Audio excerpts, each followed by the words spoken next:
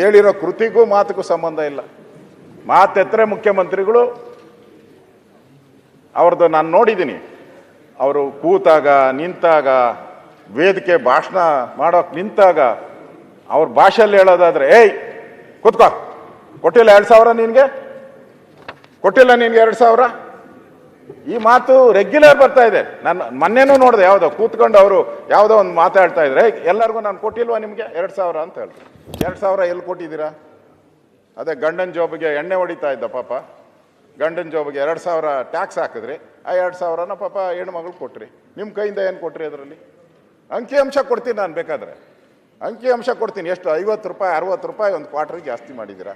ಒಂದು ಕ್ವಾರ್ಟ್ರ್ ಕುಡಿದ್ರೆ ಪರವಾಗಿಲ್ಲ, 2 ಕ್ವಾರ್ಟ್ರ್ ಕುಡಿಯೋನು ಇನ್ನೂ ಜಾಸ್ತಿ ಕೊಡ್ತಾನೆ. ಅಂದರೆ ಸಿದ್ದರಾಮಯ್ಯನವ್ರು ಎಷ್ಟು ಹುಷಾರು ಅನ್ನೋದಕ್ಕೆ ಇದೊಂದು ಎಕ್ಸಾಂಪಲ್. ಅಲ್ಲೇ ಉತ್ಪತ್ತಿ ಮಾಡಿ ಅವ್ರ ಮನೆಗೆ ಕೊಟ್ಬಿಟ್ರು. ಅವ್ರ ಮನೆಯಲ್ಲೇ ಉತ್ಪತ್ತಿ ಅಲ್ಲೇ ಕೊಟ್ಟರು.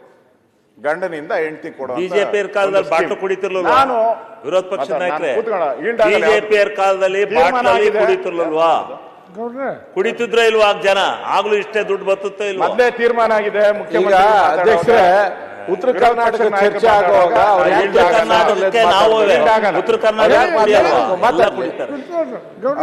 ಅವ್ರು ಕೇಳೋ ಅಷ್ಟು ತಾಳ್ಮೆ ಇರ್ಬೇಕು ಸರ್. ಸನ್ಮಾನ್ಯ ಅಧ್ಯಕ್ಷರೇ, ಅಲ್ಲ ಮಾತಾಡಿ ಹೇಳೋದಕ್ಕೆ ತಾಳ್ಮೆ ಇಟ್ಕೊಂಡಿರ್ಬೇಕು. ಮಾತಾಡಿದಷ್ಟು ನೀವು ಟೀಕೆ ಮಾಡಿದಷ್ಟು ಯಾರು ಇದ್ದಾಗ ಅವ್ರು ನೀವು ನಾವೇನು ಮಾತಾಡಲ್ಲ, ನಾವು ಮಾತಾಡುವಾಗ ನೀವೇನು ಮಾತಾಡ್ಕೊಡ್ದು ನೋಡ್ರಿ. ನಾವು ಮಾತಾಡುವಾಗ ನೀವು ಮಾತಾಡುವಾಗ ನಾವು ಮಾತಾಡ್ಕೊಡ್ದು. ಏನಾರು ನಾವು ವಾತ್ಸಾರಿ ಮಾಡಿದ್ರಲ್ಲ, ನಿಮ್ದೆಲ್ಲ ಕೇಳಿದೆ 2 ದಿವಸ, ಕೊನೆ ನಾವು ವೈಟ್ ಪೇಪರ್ ಡಿಮ್ಯಾಂಡ್ ಮಾಡಿದಾಗ ನಮ್ಮನ್ನು ಮಾತಾಡಕ್ ಬಿಡ್ಲಿಲ್ಲ. ನೀವು ಮಾನ್ಯ ವಿರೋಧ ಪಕ್ಷ ಮಾತಾಡಕ್ ಬಿಡ್ಲಿಲ್ಲ. ನೀವು ಬರೀ ಗಲಾಟೆ ಮಾಡಿ ಕೂಗಾಕೆ ಬಿಡ್ತೀರಿ. ಮಾನ್ಯ ವಿರೋಧ ಪಕ್ಷ ನೀವು ಹಂಗೆ ಕೂತ್ಕೊಂಡು ಕೇಳಿ, ನಾವು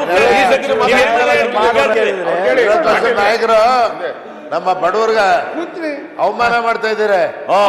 ಕುಡಿಯೋರು ಈ ಕಾಲದಲ್ಲಿ ಎಲ್ಲ ಕಾಲದಲ್ಲೂ ಕುಡ್ದಾರೆ. ಕುಡಿಯೋರು ಎಲ್ಲ ಕಾಲದಲ್ಲೂ ಜಾಸ್ತಿ ಅಲ್ಲ, ಅಂಗಡಿಗಳು ಜಾಸ್ತಿ ಇಲ್ಲ, ನಾನು ಕೂತ್ಕೊಳ್ಳಲ್ಲ. ಶ್ರೀಮಂತರು ಕುಡಿತಾರೆ, ಕುಡಿದ್ರೆ ತೊಂದರೆ ಇಲ್ಲ. 3 ಸರಿ ಟ್ಯಾಕ್ಸ್ ಹಾಕಿಸಿದ್ರಿ, 3 ಸರಿ 2 ವರ್ಷದಲ್ಲಿ 3 ಸರಿ ಟ್ಯಾಕ್ಸ್ ಹಾಕಿದಿರಿ ಸೂಲಿಗೆ ಕೊಡ್ರಿಗೆ.